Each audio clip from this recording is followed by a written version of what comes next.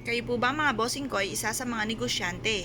Mainam na subukan niyo po itong gawin upang sa ganon kayo po ay magtagumpay sa inyong negosyo.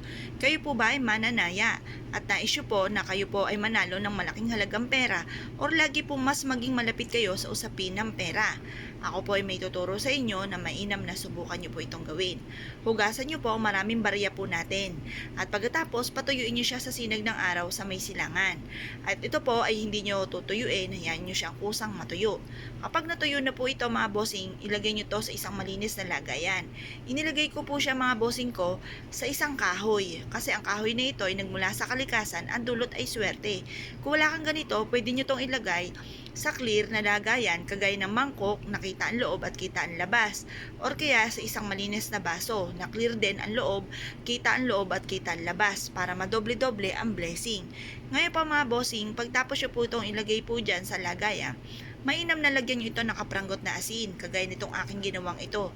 Ang asin ay isa sa mga pinakamabisang panghatak ng swerte lalo na sa usapin ng pera. At pagkatapos mga bossing ko, kailangan natin ng chamomile. Alam nyo po ba na ang bulaklak na ito mga bossing ko ay naghahatak ng for abundance.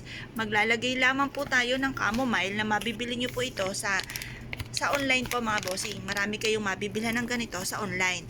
Maglalagay lang kayo ng mga ilang piraso na chamomile diyan po sa inyo pong lagayan sa may ibabaw po ng inyo pong barya at mag-wish po kayo sa may silangan. Sabihin nyo na sa pamamagitan nito ay magtutuloy-tuloy ang pasok ng swerte at kailanman na hindi na kayo mamumblema tungkol sa usapin ng pera. Lagi kang iaadya kung saan lagi po kayo ay suswertihin. Sabihin nyo na po ito na mula sa inyong pong puso na walang gamit na sana, direct to the point. Pagtapos na po kayo mag-wish mga bossing ko, ibilad nyo ito hanggang alas 8 ng umaga sa may silangan. Patapos nyo po itong ibilad ng alas 8, kunin nyo po ito at ilagay sa kwarto po ninyo or kaya sa altar or kaya sa center table ng inyong pong tahanan. Makakatulong po ito upang sa ganon kayo po ay swertihin sa pera. Kung kayo po ay may negosyo malapit sa kaha, ilagay nyo po ito. Or meron kayong online, ilagay nyo ito sa malapit sa laptop. Kung ano man po yan mga bossing ko, ay mainam na meron rin kayong ganito.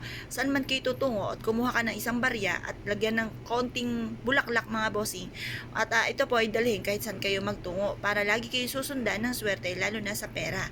Kung kayo po ay naniniwala sa mga gatong mga pamamaraan at isa ka sa mga nagpaplano ng gumawa ng ganito, ito po isa sa mga pinaka-the best na dapat ay meron po tayo.